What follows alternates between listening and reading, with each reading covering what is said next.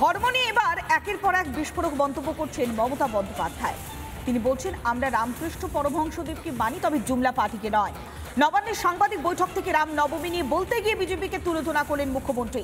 নবান্নের সাংবাদিক বৈঠক শেষে বিভিন্ন অনুষ্ঠানের শুভেচ্ছা জানাচ্ছিলেন মুখ্যমন্ত্রী মমতা বন্দ্যোপাধ্যায়। তখনই নববর্ষ মহাবীর জয়ন্তীর শুভেচ্ছা জানালেও একবারের জন্য রাম নবমীর শুভেচ্ছা জানালেন না। উল্টে নবান্নের সাংবাদিক বৈঠক থেকে নিশানা করলেন বিজেপিকে, যার সঙ্গে মিশেছিল রেড রোডের মন্তব্যের সূক্ষ্ম সাফাইও। Thank you so much. আগাম অন্নপূর্ণা পুজোর সবাইকে শুভনন্দন। তারপরে অবশ্য পয়লা বৈশাখ আসবে, তখন আবার জানাবো। মহাবীর জৈনের জন্মদিন আসছে, সবাইকে শুভেচ্ছা। সবাই ভালো থাকুন, ভালো করে পুজো, ঈদ, বড়দিন, মহাবীর জৈন, গুরু রবিদাস, মতুয়া ঠাকুর, পঞ্চানন বর্মা, যে ধর্মের যে আছেন, জায়েদ থান, মাঝি থান, সবাই ভালো থাকুন, সবাই ভালো করে করুন। রাজ্যে হিন্দু ভোটারদের নাম ভোটার তালিকা থেকে বাদ দেওয়ার চক্রান্ত করছে তৃণমূল কংগ্রেস। এই অভিযোগ তুলে বুধবার রাজ্যের মুখ্য নির্বাচনী আধিকারিকের সঙ্গে দেখা করে স্মারকলিপি জমা দিল বিজেপি যুব মোর্চা। মিছিলের নেতৃত্ব দিয়েছিলেন বিরোধী দলনেতা শুভেন্দু অধিকারী।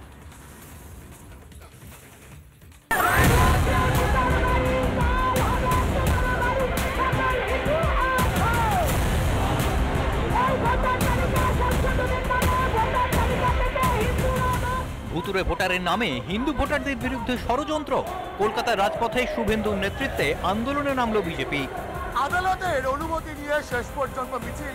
বাঙালি হিন্দু ভোটারদের নাম তৃণমূল ভোটার লিস্ট থেকে বাদ দেওয়ার চেষ্টা করছে, এমনই দাবি বিজেপির, আর তারই প্রতিবাদ মিছিল।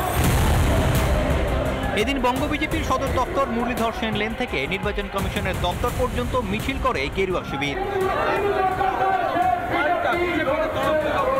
পুলিশ মিছিলের অনুমতি না দিলেও হাইকোর্ট থেকে অনুমতি নিয়ে মিছিলে সামিল হন প্রায় 2000 বিজেপির কর্মী সমর্থক।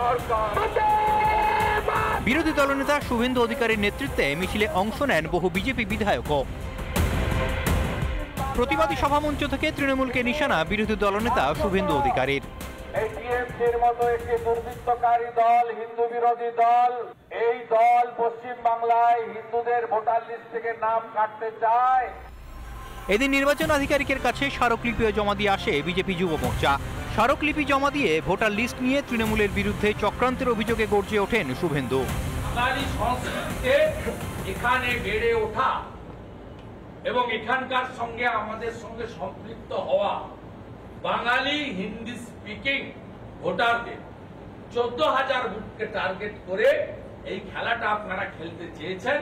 একটা নামও কাটতে দেব না।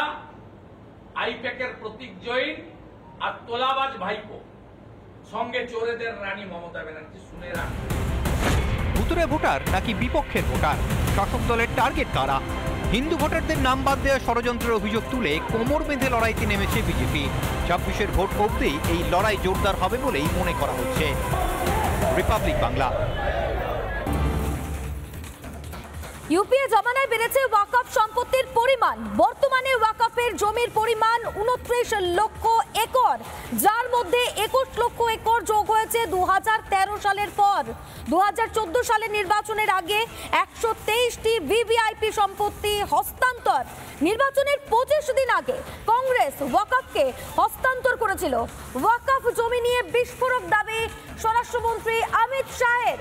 কেন্দ্রীয় স্বরাষ্ট্রমন্ত্রী অমিত শাহ তার বিস্ফোরক দাবি, তিনি বলছেন 2014 সালের নির্বাচনের আগে 123টি ভিভিআইপি সম্পত্তি হস্তান্তর করেছিল কংগ্রেস, ওয়াকফকে হস্তান্তর করেছিল নির্বাচনের 25 দিন আগে।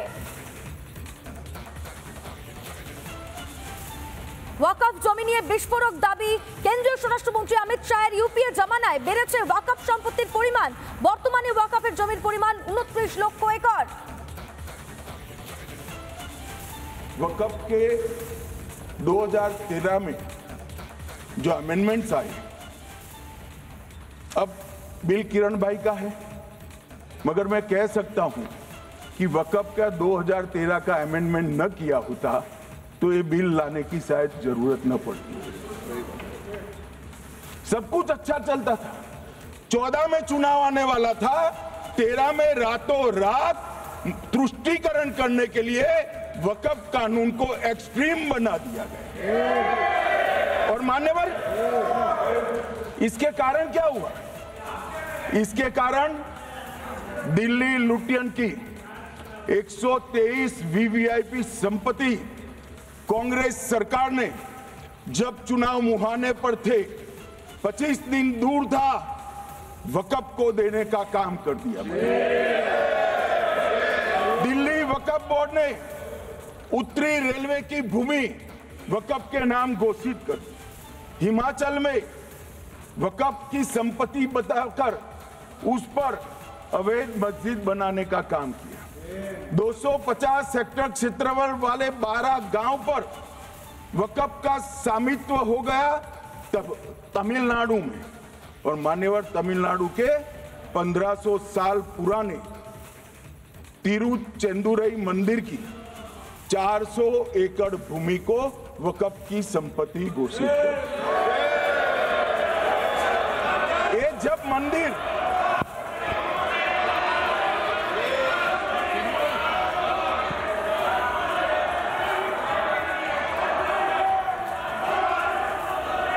आपको मौका मिले अपनी बात के देना, प्लीज बैठिए। मान्यवर, कर्नाटक की